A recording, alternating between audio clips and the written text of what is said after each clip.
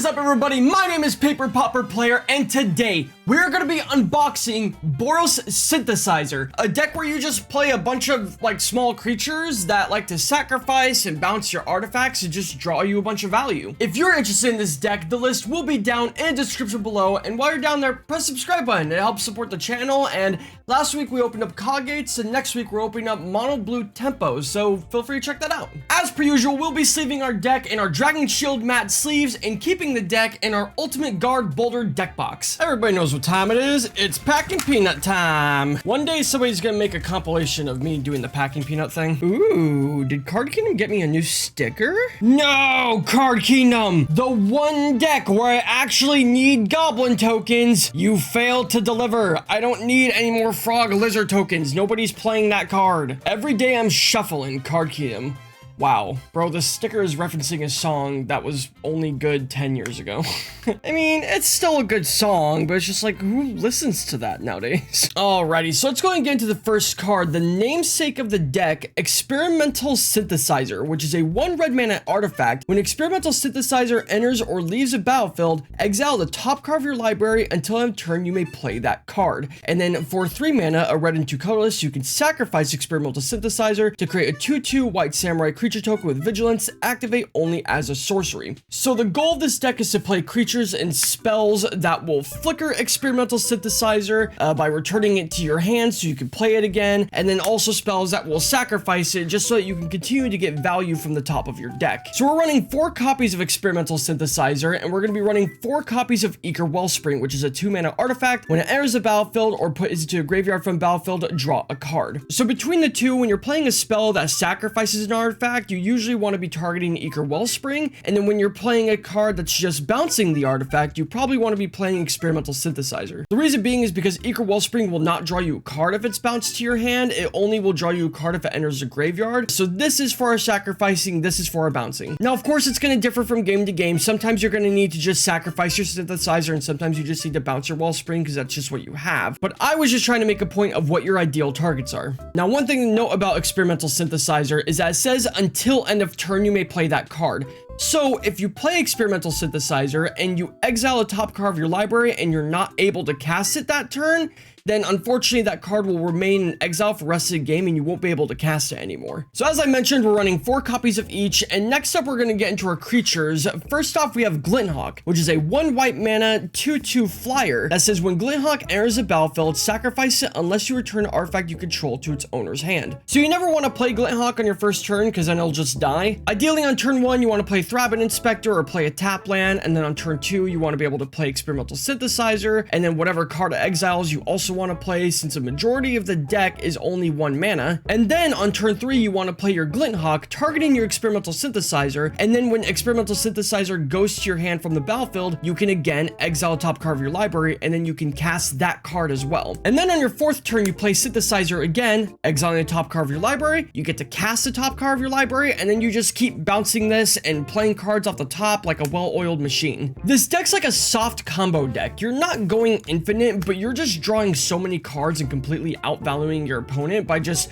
flickering your artifacts and just playing a bunch of creatures. It's just a lot of fun once you get it going. So we're playing 4 copies of Glinthawk, and next up we have 4 copies of Core Skyfisher, which is a white and a colorless 2/3 flying creature with when it enters the battlefield, return a permanent you control to its owner's hand. What's interesting about Core Skyfisher is that you don't have to bounce an artifact in order to get good value from this. For example, you could bounce your Thrabin Inspector to your hand so that you can play it again, and when it enters the battlefield you get to investigate and create a clue token. And if you want to get really cheeky, let's say on your 3rd turn you don't have a land to play, well, you can tap 2 mana, play Core Skyfisher, bounce your land to your hand, and then replay that land for your turn. For example, let's say we wanted to bounce this mountain so we can keep Lightning Bolt up.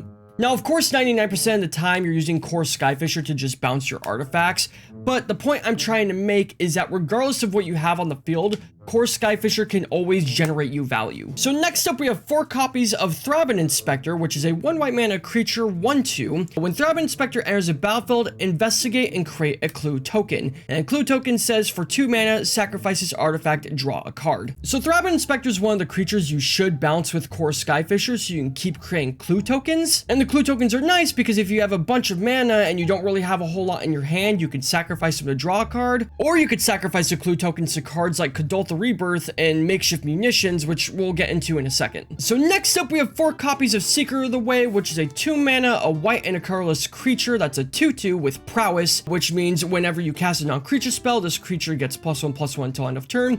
And it also has whenever you cast a non-creature spell, Seeker of the Way gains lifelink until end of turn. So Seeker of the Way is insane in this deck because we're always just casting a bunch of spells. He can become like a 5/5 or 6/6 with lifelink, which is really hard for your opponent to deal with. You can play Synthesizer, get a prowess trigger, exile top card of your library. Maybe it's like a lightning bolt and you cast that lightning bolt hitting your opponent for 3 damage. You get another prowess trigger, and then maybe you play a Glint Hawk, which will bounce Synthesizer to your hand. Unfortunately, prowess says non-creature spells, so the Glint Hawk won't get you anything. But then you can play Synthesizer again, get a 3rd prowess trigger, and then maybe you exile top card of your library and it's like a Kadoltha Rebirth, so you can cast that and then sacrifice Synthesizer, which will bring you to a 4th trigger, create 3 goblins. This left the battlefield, so you get to exile another card off the top of your library. It's another lightning bolt. You bolt your opponent again. Now you've done 6 damage to your opponent. Your Seeker of the Way is now a 7/7 with lifelink. You have 3 goblins on the field. It can get completely out of control. Did that example overwhelm you? Good, that's the point. That's what Boros Synthesizer does. It overwhelms the opponent. You're literally just playing the same cards over and over again and going through your entire deck and just dealing a bunch of damage to your opponent, creating a bunch of creatures, turning Seeker of the Way into like a 7/7, and with lifelink, it's just insane. So we are running 4 copies of Seeker of the Way, and before we continue, I did want to mention another card that I don't have in my list, but some people do play, which is Monastery Swiftspear. Monastery Swiftspear is a 1 red mana creature that's a 1/2, and it has haste and prowess. Monastery Swiftspear is a staple creature card in every single burn deck in every single format, and there are some Boros Synthesizer lists that play 4 copies of her. She doesn't inherently add anything to the deck, and the deck doesn't need her, but if you do want to play her, you can. She does work well with the overall game plan of Boros Synthesizer. But the reason why this deck usually plays Seeker of the Way instead is because he gains lifelink, which makes this deck better against decks like Burn, and it also helps with the mirror matchup. And next up, we're playing 4 copies of Kadoltha Rebirth, which has become really strong recently in Pauper. Kadoltha Rebirth is a red mana sorcery that says, as an additional cost to cast Kadoltha Rebirth, sacrifice an artifact, put 3 1/1 red goblin creature tokens onto the battlefield. This card's really good because you target your Wellspring to draw a card or your Synthesizer to exile a card to play, and you just create 3 guys. And then we have cards in this deck like Rally the Peasants, which give all of our creatures +2/+0, so you just have a wide board that can get really big really quickly. Now, one important thing I want to mention about this card that I also mentioned about Deadly Dispute in the Affinity video a couple weeks ago, which you could check out in the description below, is that this card says, as an additional cost to cast Kadoltha Rebirth, sacrifice an artifact. The way you correctly play this card is say, I'm casting Kadoltha Rebirth by tapping 1 red mana and sacrificing my artifact. The reason why this matters is because a lot of people will tap 1 red mana, play Kadoltha Rebirth, and then let their opponent respond without sacrificing their artifact. When you tap your red mana and you sacrifice your Eager Wellspring's draw a card effect goes on the stack. Because if you tap your red mana and sacrifice the Eager Wellspring, Kadoltha Rebirth's cast will go on the stack, Eager Wellspring's draw a card will go on the stack, and then your opponent can play Counterspell targeting Rebirth. Counterspell will resolve, you'll draw a card from the Eager Wellspring going into your graveyard, and then Rebirth will get countered. Now, in that same vein, let's say you're currently losing the game and you're just trying to get some creatures on the field to block, and your only artifact is your artifact land. Unfortunately, this rule will still apply where you'll have to tap your red mana and sacrifice an artifact land while casting the Rebirth, with the potential possibility of it getting countered. For the people watching this video who are not playing Boros Synthesizer and you're the one with the counter spell in hand, make sure this happens. As with everything in Magic, when you have a card like this, both players are responsible for what happens on the board. Both the Boros player and the opponent need to make sure an artifact is sacrificed before Kadoltha Rebirth goes on the stack. So next up, we have Rally the Peasants, which is a 3 mana instant, a white and 2 colorless, that says creatures you control get +2/+0 until end of turn, and it has flashback for 3, a red and 2 colorless.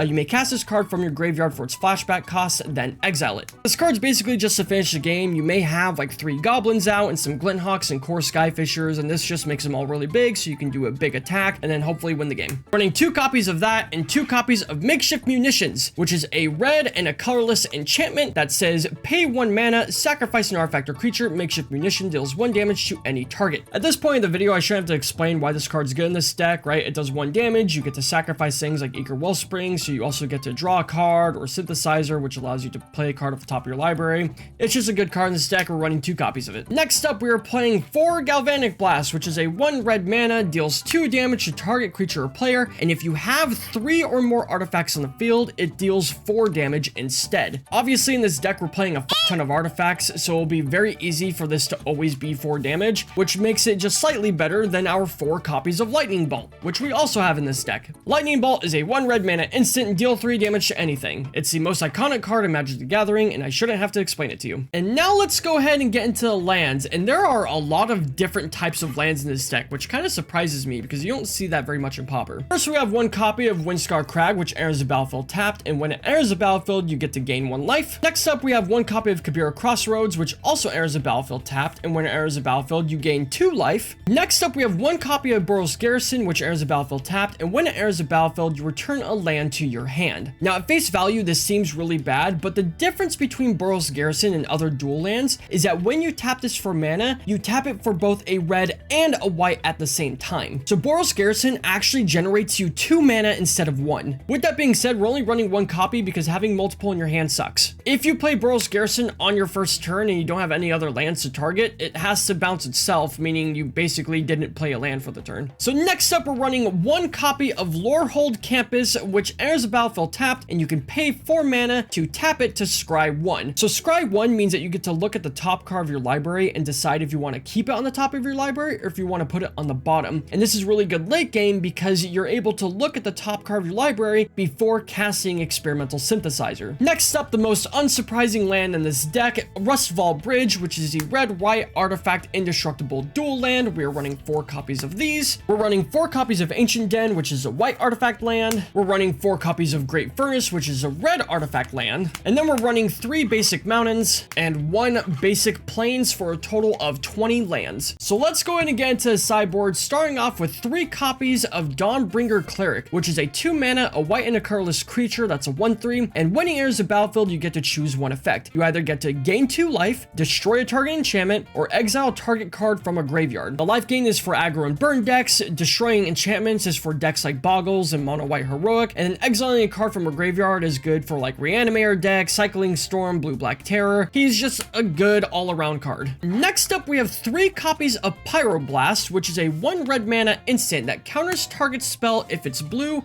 or destroys target permanent if it's blue. Next up, we have 3 copies of Prismatic Strands, which is a 3 mana instant, a white and 2 colorless, that says prevent all damage that sources of the color of your choice would deal this turn. With flashback, tap an untapped white creature you control. So what this means is that if your opponent is playing a bunch of burn spells, or if they're swinging in with a bunch of creatures that are the same color, you can just play this and prevent all damage that would be dealt from that color. And then the flashback means that when it's in your graveyard, you can keep your like Thrabin Inspector or Glinthawk untapped, and then if your opponent tries to swing in again, you can cast this from your graveyard by tapping your Glinthawk or your Thrabin Inspector. Next up, we have 1 copy of Leave No Trace, which is a white and a colorless instant that says destroy target enchantment and each other enchantment that shares a color with it. This card is specifically for Boggles and Mono White Heroic, who's playing a bunch of enchantments. Next up, we're running 2 copies of Electrickery, which is a red mana instant that deals 1 damage to target creature you don't control, and then it has Overload for 2 mana. So for a red and a colorless, you can cast a spell for its overload cost. If you do, change its text by replacing all instances of target with each. So that's a really long-winded way of just saying that you can either pay 1 red mana to deal 1 damage to target creature you don't control, or you could pay 2 mana to deal 1 damage to all creatures you don't control. And then finally, we are running 4 copies of Journey to Nowhere that says when it enters the battlefield, exile target creature, and then when Journey to Nowhere leaves the battlefield, return the exile card to the battlefield under its owner's control. We are running a bunch of copies in this deck to deal with big creatures our opponents have, so it's for like Blue Black Terror,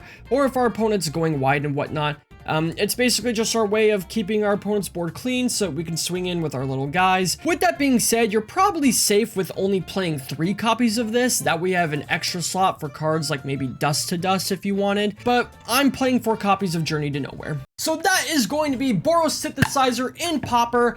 I love Boros. I'm personally not a fan of like mono red burn, so playing Boros or Rakdos in Pauper is really fun to me. But like I said, the deck list will be down in the description below, and while you're down there, press the subscribe button, have some really good content coming out in the next couple weeks. And with that being said, thank you guys so much for watching, and we will see you in the next one.